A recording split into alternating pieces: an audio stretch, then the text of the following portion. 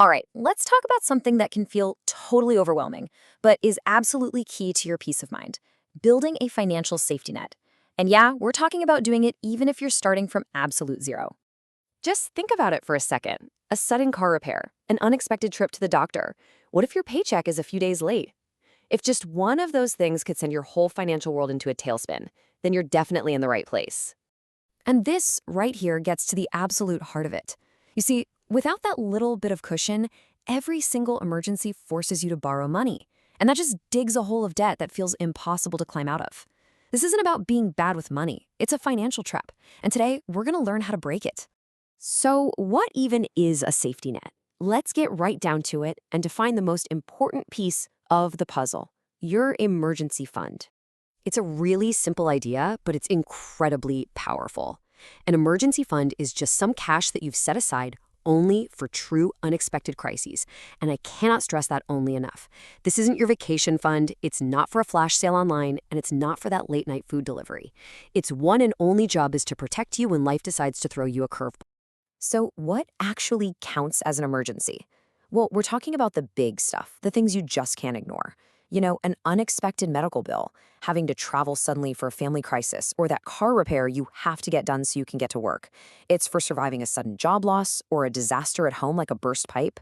Basically, the major life stuff that can happen to any of us at any time. Okay, now for the part where most people just get stuck and give up before they even start. We are going to bust the biggest myth, the biggest mental roadblock that stops people from saving. You've heard it a million times, right? You need 3 to 6 months of your living expenses saved up. And for most of us, especially if you're living paycheck to paycheck, that goal doesn't feel motivational at all. It feels like this impossible mountain you're supposed to climb. And that's why so many of us just say, you know what, I'll start when I'm earning more. Well, let's just get this straight right here, right now. That is absolutely not your first goal. We're going to take that huge, overwhelming number and just toss it out the window for now. It's not where you begin. This is it. This is your first goal: $100. And you might be thinking, $100, what's that going to do? Well, it's a game changer. $100 can stop a small problem from snowballing into a huge debt. It can cover a prescription, it can pay for an urgent trip to the grocery store, or cover a basic repair. It's a real, tangible buffer, and it's an achievable win that builds the momentum you need to keep going. I want you to think of this like you're leveling up in a video game. You don't just jump straight to the final boss, right? No, you start on level 1. That's your $100 starter fund. Once you hit that, boom, you move on to level 2, saving 1 month of your absolute essential expenses.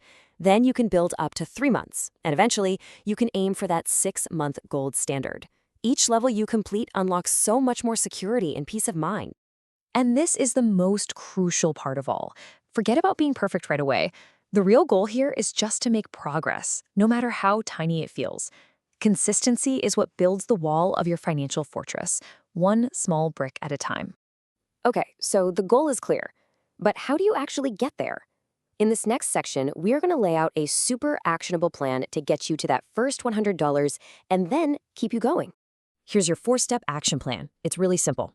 First, find your weekly number. That's a small, manageable amount you can save every week without really feeling the pinch.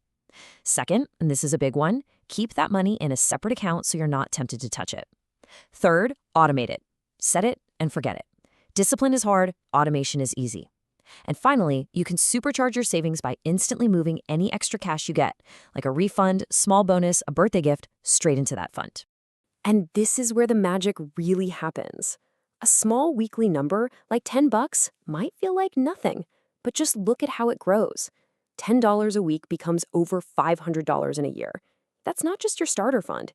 That's real, meaningful progress from a tiny habit you'll barely even notice. All right, you've got the plan, but just as important as knowing what to do is knowing what not to do. So let's talk about the common traps that can completely derail your progress so you can protect the safety net you're working so hard to build. So you can see there are really 2 paths here. The common trap is trying to save way too much, way too fast, which just leads to burnout. The smart move is to start small and just be consistent. The trap is mixing your savings with your spending money. The smart move, keep it totally separate. And maybe the biggest one, the trap is waiting until you earn more. The smart move is to start right now with whatever you have. Let this one really sink in for a minute. Financial safety is not some luxury that's only for wealthy people. It's the tool you use to escape the constant stress of feeling broke. It's what gives you the breathing room to handle life's surprises and actually build a better financial future. It's the foundation, not the penthouse you build at the very end. So let's end with this question. Not tomorrow, not next week. What is one small thing you can do today to start building your safety net? Are you going to figure out your weekly number? Are you going to open that separate savings account online? Whatever it is, just remember that this whole journey, this whole feeling of security, it all begins with that one single step.